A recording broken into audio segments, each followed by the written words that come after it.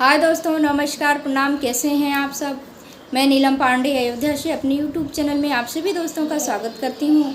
आज मैं फिर से आप लोगों के बीच में एक बहुत ही प्यारा सा सोहर गीत लेके आई हूँ। प्लीज़ सोहर को पूरे सुनिएगा, बहुत ही प्यारा सोहर है। आप लोगों को सोहर अच्छा लगे तो चैनल को सब्सक्राइब कीजिए, वीडियो को लाइक कीजिए, शेयर कीजिए, अपना आशीर्वाद ज़रूर दीजिए। आइए सोहर गीत को सुनते हैं।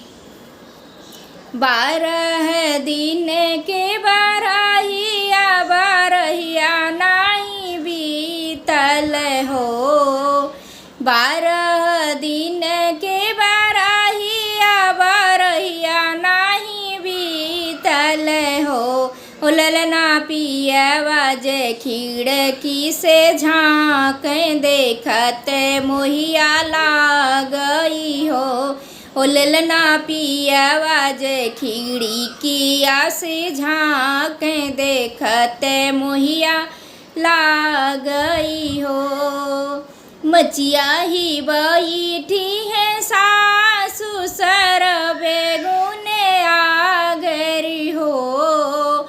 मचिया ही बैठी है सासु सर बेगुने आगर हो। ओ सासु लाई ले तू गोदी के ललनवा पिया के मनवा राखीती हो। ओ सासु लाई ले तू गोदी के ललनवा पिया के मनवा राखीती हो। भले बउरान्यू मोरी बाऊ हर तो पुत बाउराई गईले हो। भले बउरान्यू मोरी बाऊ हर तो पुत बाउराई गईले हो। बउहर बीतई दे तू छठिया बरहिया पिया के मनवा राखियू हो। बउहर बीतई दे तू छठिया बरहिया पिया के मनवा राखीती हो।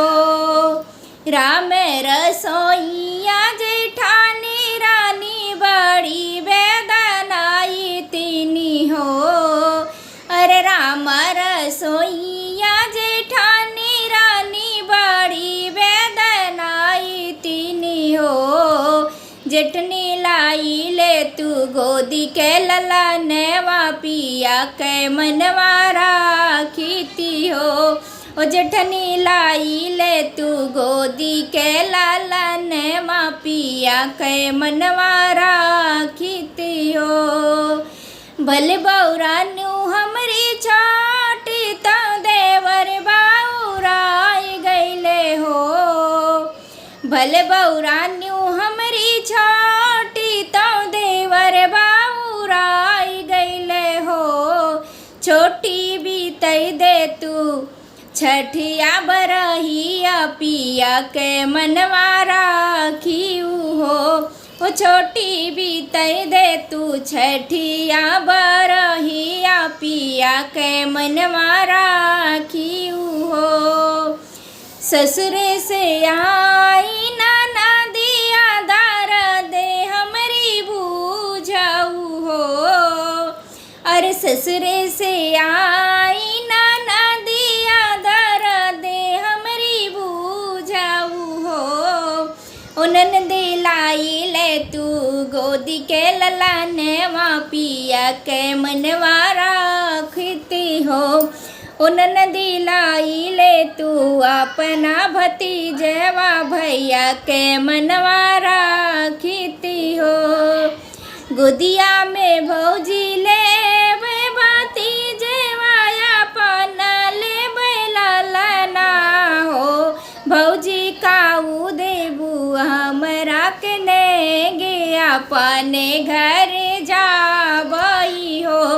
ओ भौजी काऊ देबू हमरा के ने गे अपने घर जाबई हो। तू ही मोरी सखिया सहेलरी तू ही हमरी बहिनी हो। तू ही हमरी सखिया सहेलरी तू ही हमरी बहिनी हो। नन दिलाई ले तू सगरो गहनवा पिया के मनवा राखीती हो। उनन दिलाई ले तू सगरो गहनवा पिया के मनवा राखीती हो।